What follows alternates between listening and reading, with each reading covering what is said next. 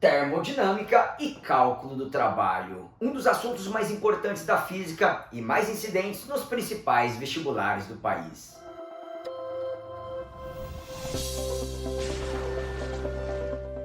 Olá, meu nome é Igor Ken e você está no Física 220 volts. E na aula de hoje nós vamos para um dos assuntos mais importantes da física, o cálculo do trabalho na termodinâmica. Já deixa o seu like, se você não é inscrito, se inscreva agora mesmo para você não perder nenhuma dica de física que eu trago aqui no Física 220 volts. Nesta aula eu vou mostrar a você como se calcula o trabalho somente para a transformação isobárica. E num vídeo futuro eu mostro como você pode calcular o trabalho para outros tipos de transformações.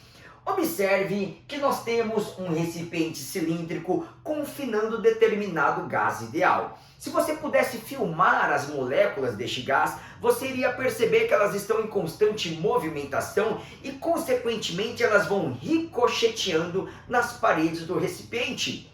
Podemos, portanto, dizer que o nosso gás exerce sobre este êmbolo determinada força F. E como este êmbolo está sujeito à ação de uma força F, ele acaba, após determinado intervalo de tempo, se deslocando para a direita. Digamos então que o nosso êmbolo sofre um deslocamento, que eu vou representar na nossa figura pela letra D. Vamos considerar também que o nosso êmbolo possui uma área de seção transversal, que eu vou representar pela letra A, e eu quero que você observe que esta região aqui representa justamente a variação de volume, ΔV, sofrida pelo nosso gás. Com base nesse esqueminha, vamos tentar calcular o trabalho. A primeira coisa que você precisa saber é como se define o trabalho de uma força constante no estudo da mecânica. E quando nós estamos em mecânica, nós definimos o trabalho de uma força constante pela letra grega tal, pelo produto entre a força e o deslocamento D. Então veja que nós temos a ação de uma força F e o nosso êmbolo deslocou de D. Isso daqui é uma definição que nós temos da mecânica e que nós vamos utilizar no estudo da termodinâmica. Agora, é muito importante você se lembrar de que a pressão do nosso gás é definida matematicamente pela letra P e dada pela razão entre a força e a área A do nosso êmbolo. Agora, olha que interessante que eu vou fazer. Eu vou pegar esta área A e vou passar para a esquerda multiplicando. Se você fizer isso, você vai obter que a nossa força F é dada pelo produto entre a pressão P e a área do nosso êmbolo A. E agora observe, aqui na definição de trabalho apareceu a força, só que no lugar da força eu vou substituir pelo termo P vezes A. Então me acompanha nos cálculos. Se você fizer isso, você vai obter que o trabalho tal vai ser, no lugar da força vou escrever P vezes a área A, e agora escrevo o que sobrou, que é o deslocamento D. E agora, com muita cautela, eu quero que você olhe para a última expressão que nós obtivemos. Eu vou destacar nesta expressão o termo A vezes D. E se você observar na nossa figura, o termo A vezes D é justamente a variação de volume sofrida pelo nosso gás. Veja que este volume que está contido somente nesta região é o volume de um cilindro dado por área da base vezes altura. Portanto, este termo em vermelho nada mais é que o nosso ΔV, variação de volume, e consequentemente nós podemos dizer que o trabalho tal vai ser dado pelo produto P vezes ΔV. Muita atenção com esta formulazinha. Nesta formulazinha eu posso dizer a você que o termo ΔV designa justamente a variação de volume sofrida pelo gás. unidade do sistema internacional é o metro cúbico.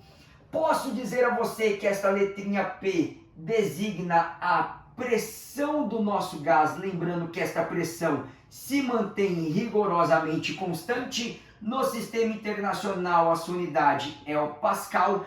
E além disso, vamos até mudar de cor, esta letra grega tal vai designar o trabalho. E o trabalho no sistema internacional de unidades vai ser medido em joules. A partir desta formulazinha, eu tenho algumas observações muito interessantes a fazer. Vamos à primeira delas. Então, vamos fazer aqui uma observação. Observação quanto às unidades de medida. Preste bastante atenção. Eu acabei de mostrar a você que o trabalho é dado em joule. A pressão é Pascal e o volume metro cúbico. Mas por que quando eu multiplico Pascal por metro cúbico aparece o joule? Vamos investigar? Então vamos fazer assim. Se você fizer 1 Pascal vezes metro cúbico, olha o que você vai obter. 1 Pascal vezes metro cúbico é a mesma coisa que 1 Pascal. Se pressão é força sobre área, então Pascal no sistema internacional de unidades é o Newton por metro ao quadrado, vezes o metro cúbico que estava aqui do lado dele.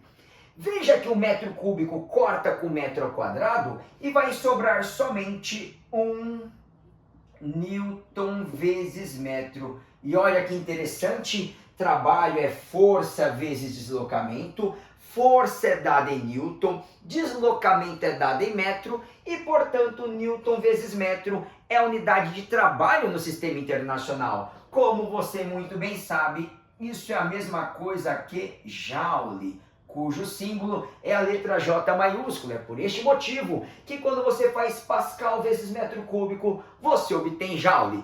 E a outra observação que eu gostaria de fazer com você é quanto aos sinais. É muito importante você saber que o trabalho é uma grandeza escalar que admite sinais, podendo ser positiva, podendo ser negativa.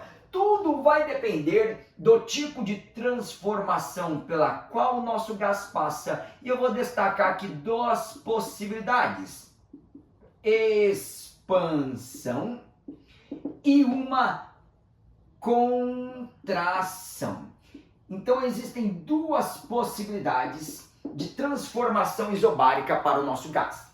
Numa expansão, nós podemos dizer que o volume aumenta e, portanto, a variação de volume é positiva. Ao passo que, numa contração, se o volume diminui, a variação de volume é negativa. Agora, observe por esta relação que o sinal do trabalho depende do sinal da variação de volume, pois a pressão sempre será positiva. Isso quer dizer que se a variação de volume é positiva, o trabalho é positivo. Se a variação de volume é negativa, o trabalho é negativo. E, portanto, nós podemos concluir que sempre numa expansão o trabalho será positivo, enquanto numa contração o trabalho será negativo.